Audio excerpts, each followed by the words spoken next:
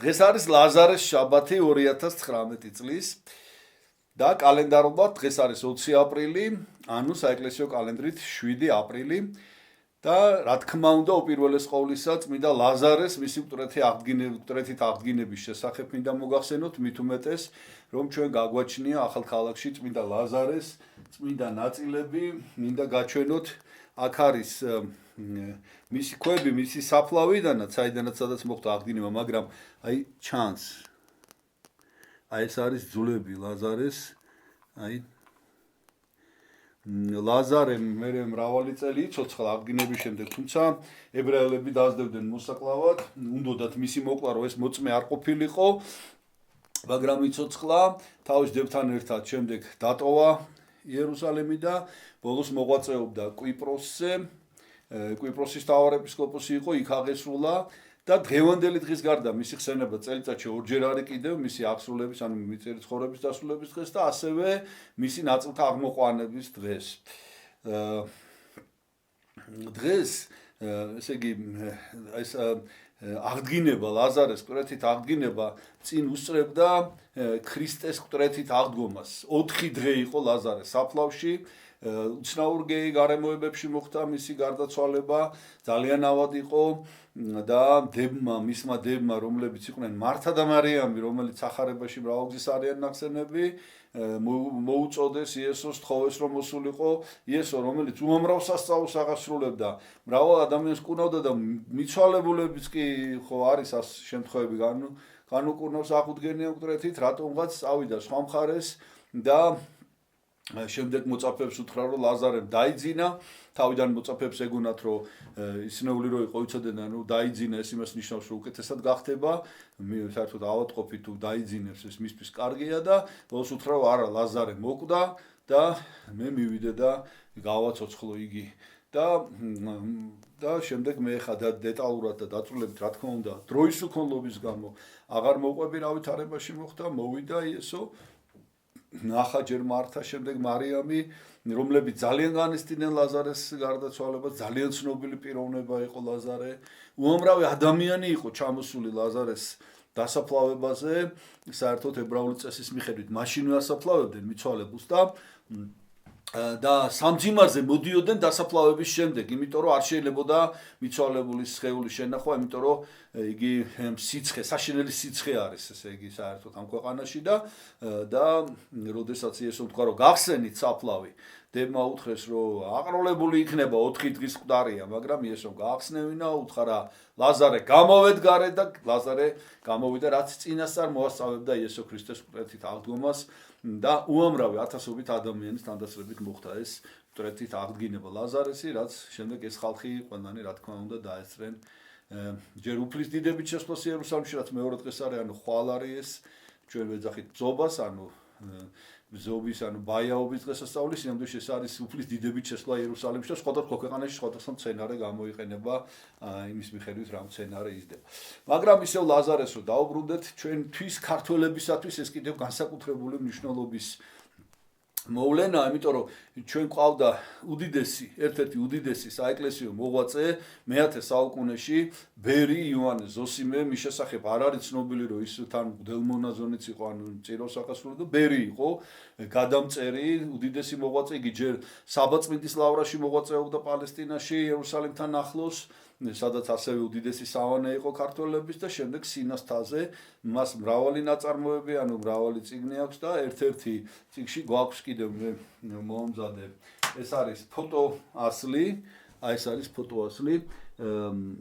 წიგნში, ეს წიგნის ერთი გვერდია ეს. და ეს არის აუბეშტი, აი აქ წერია ის სწორედ ის, რასაც ჩვენ უწოდებთ, აწერია კიდევაც თათაური ქებაი და დიდებაი ქართული საინისაი და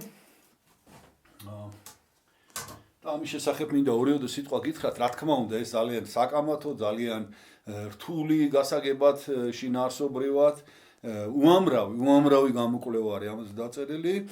ჩემზე ძალიან დიდი შთაბეჭდილება მოახდინა ზვიად გამსახურდიას წერილმა, რომელიც აი შეგეშინდება ადამიანს ისეთი ერუდიციით არის დაწერილი, იმდენი წიგნი აქვს წაკითხული, თან ჯერ მაშინ კიდევ არც ინტერნეტი არსებობდა, არც ან ამდენი წიგნი სად მოახერხა და მოიძია უცხოური გამოცემები და ძალიან საინტერესოა, რა თქმა უნდა, ბევრი აზრის აკამათოა და ზოგი მიუღებელი საერთოდ, მაგრამ თავისთავად ძალიან საინტერესო გამოკვლევა და ერთ-ერთი მთავარი ორ რამეს მოგახსენებთ ამ ქებაი და დიდებაის შესახებ, ის რაც არ არის საკამათო, აი მას გეტყვით. პირველი, რომ ზვიად მე არ გამიგია სხვაგან, რომ ეს ვინმე შეენიშნა, რომ დღესაც ლაპარაკია ქებაი და დიდებაი ქართულისა ენისაი და დამარხულა არს ენა ქართული. ენა სიტყვა რატომღაც ყველა დღეს აღიქვამს მეც მათ შორის, რომ ეს არის ენა იმ მნიშვნელობით, როგორც დღეს ვიყენებთ. ანუ ეს არის სალაპარაკო ენა, სამეთყველო კომუნიკაციის საშუალება. იმ დროს, როდესაც იონე ზოსიმე წერდა ამას, ეს სიტყვა იხმარებოდა სხვა მნიშვნელობით. ენა, ანუ ეროვნება, ნაციონალობა, ხალხი. საერთოდ ენები ერქვათ ერებს. სხვადასხვა ენებზეც ესეა. მაგალითად, სლავურ ენაზე ჩვენთვის უფრო გასაგებია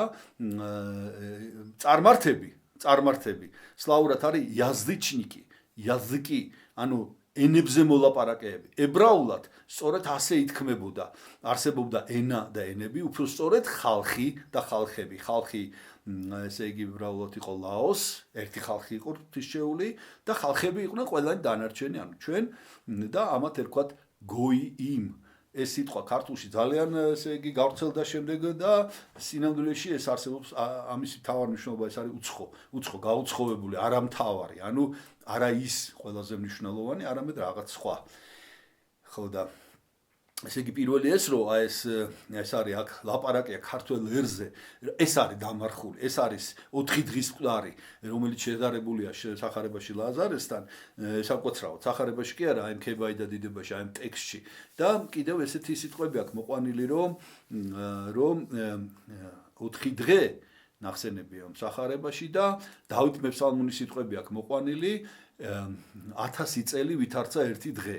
ანუ პირდაპირ მინიშნება აქ რომ აქ არის 4000 წელიწადზე ლაპარაკი, რაც სავარაუდოდ, ესეც ამაზეც ბევრი აზრია გამოთქმული, თვითონ გამსახურდიასაც აქვს თავისი მოსაზრება, მაგრამ სავარაუდოდ თუ ავიღებ ჩვენ ბიბლიურ ქრონოლოგიას და თუ ჩვენ დავუშვებთ რომ აქ ლაპარაკია ქართულ ხალხზე, რომელიც წარმოიქმნა ბაბილონის გოდოლის დარღვევის შემდეგ ყველა ნაციონალობა მაშინ წარმოიქმნა ყველა ხალხი საერთოდ ხალხი კი არა აი ეროვნებები სხვადასხვა რომ ამის შემდეგ სხვადასხვა ენებზე დაიწყო ხალხმა ლაპარაკი ბაბილონის გოდოლის შემდეგ ამიტომ ენები ქვიათ და მანამდე ერთ ენაზე ლაპარაკობდა ხალხი ეს მოხდა სავარაუდოდ ბიბლიური ქრონოლოგიით ეს არის სავარაუდოდ 22 საუკუნე ძველი წელთაღრიცხვის ანუ ქრისტეს შობამდე ანუ 2000 წელი ქრისტეს შობამდე 2000 წელი შემდეგ და აი დღევანდელ დღეზეა ლაპარაკი რომ თითქოს აი უნდა გამომჟღავნდეს ქართველი ხალხის და ქართველი ერის რაღაც დაფარული პოტენციალი ისეთი რაც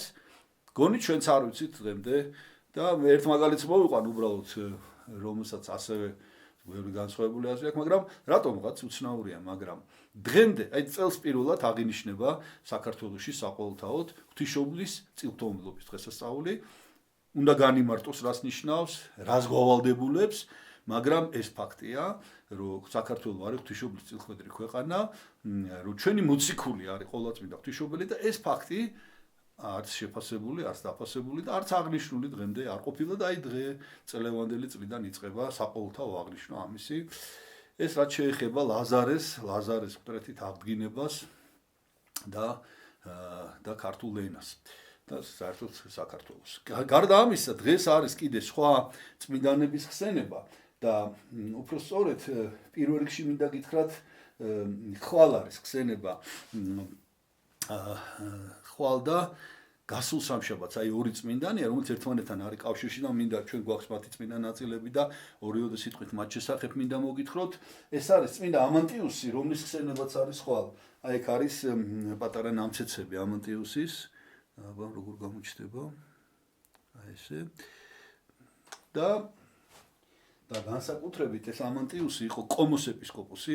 კომო არის პატარა ქალაქი იტალიის ჩრდილოეთში მილანიდან, ახლოს არის მილანთან და ეს არის ალპების ძირში ზუსტად, სადღაც მე-3 საუკუნის ბოლოდან გახდა ეს ქალაქი ძალიან მნიშვნელოვანი მანამდეც არსებობდა, ისე რომ უკვე თავისი მღვდელმთავარი ყავდა, ეს ამანტიუსი იყო ერთ-ერთი ასე ეს არის მე-5 საუკუნეზე ლაპარაკი და ამანტიუსი იმდენად კარგი და ეს მღვდელმთავარი იყო და ცნობილი და წმინდა, რომ რომის პაპი იყო მაშინ ლევ პირველი, ლევ დიდი. ამ ლევ დიდმა გადასცა პეტრეს და პავლეს წმინდა ნაწილები ამანტიუსს, რომელმაც ეს დააბრძანა კომოში. და ამისი მოწაფე იყო აბუნდიუსი, რომელზეც განსაკუთრებულად მინდა გითხრათ, აი აბუნდიუსის წმინდა ნაწილებიც აქვთ. აბუნდიუსის ხსენება იყო გასულ სამშაბათს. ზოგიერთ ნაწილს სურნელებაც აქვს, ამასაც გაჩვენებთ ახლა რომელს აქვს.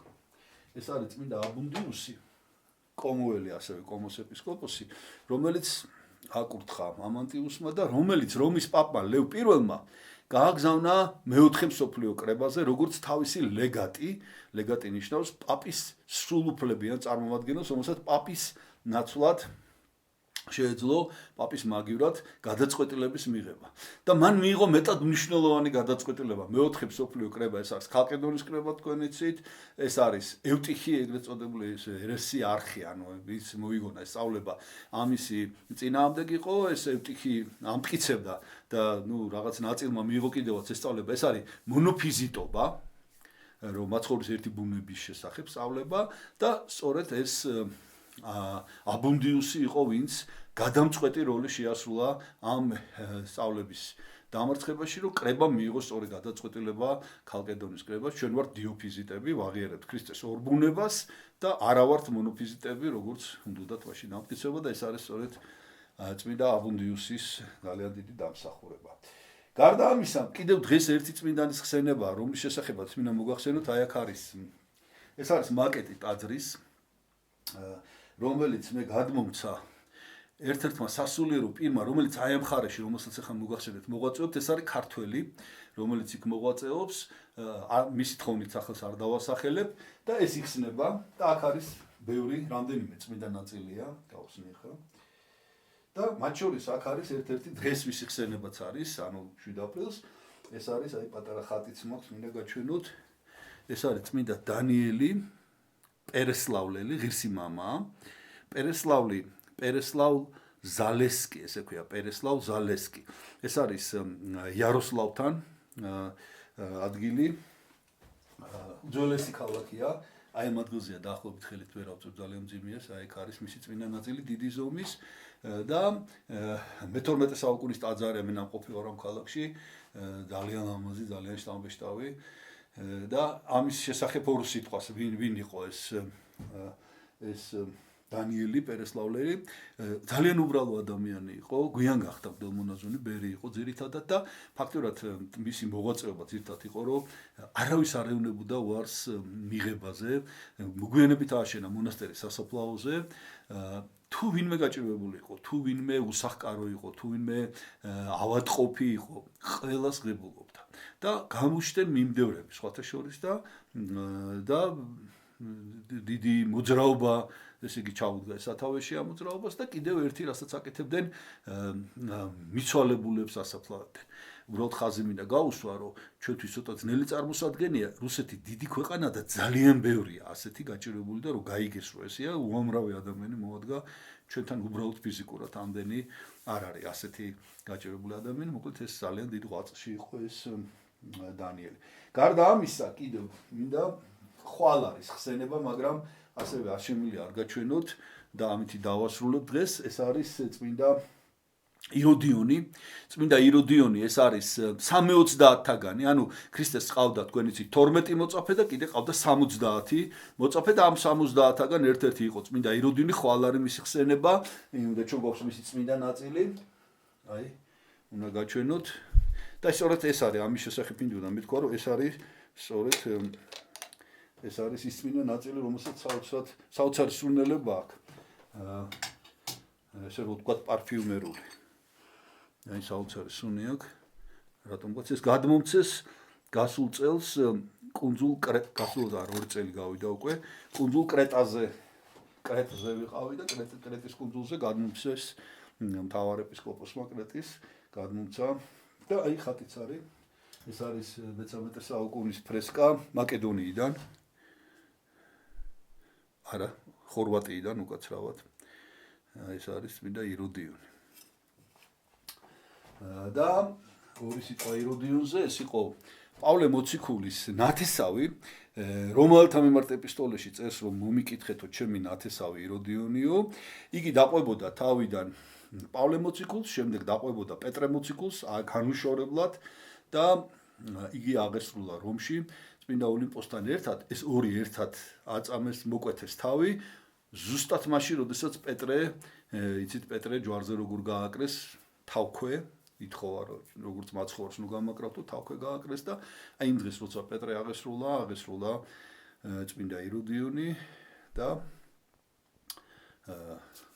ჩვენ გვაქვს მისი წმინდა ნაწილი. შეგეწიოთ ამ წმინდანების მადლი, ლაზარეს ტრეთით აღდგომის და მართლა აღადგინოს ღმერთმა და გაგვაგებინოს ვინა ვართ და რა როლი უნდა შევასრულოთ კაცობრიობის ისტორიაში, რა ფუნქცია გვაკისრია, ამის შესახებ არის ამ ქებაი და დიდებაი, ქართული საენისაი და ღმერთმა დაგლოცოთ.